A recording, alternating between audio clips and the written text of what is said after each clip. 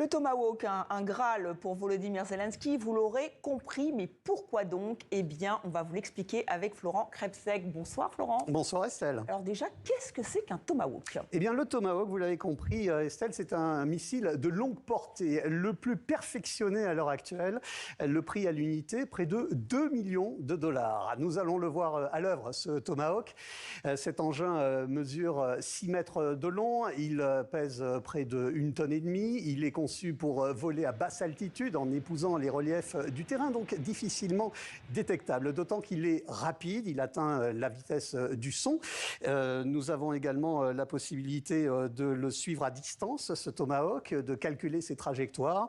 Et puis, il peut aller très loin, très loin, 2500 km pour le Tomahawk le plus perfectionné. Et c'est bien ça qui intéresse Volodymyr Zelensky et qui inquiète Vladimir Poutine. Exactement.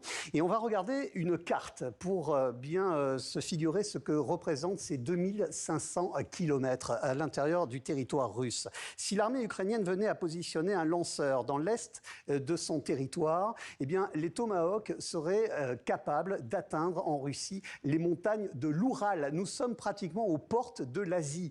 L'Institut américain pour l'étude de la guerre, un groupe de réflexion indépendant, a publié il y a quelques heures la carte qui fait peur au Kremlin. Vous allez voir, c'est la quantité très importante d'objectifs sensibles et stratégiques russes que les Tomahawks pourrait éventuellement détruire 76 bases aériennes, des casernes, des dépôts, des sites pétroliers, des sites de conception et d'assemblage d'armes, l'usine fabriquant les fameux drones de l'armée russe. Au total, Estelle, 1945 sites pourraient être concernés par cette menace des Tomahawks américains, 2500 sites à l'intérieur du territoire russe.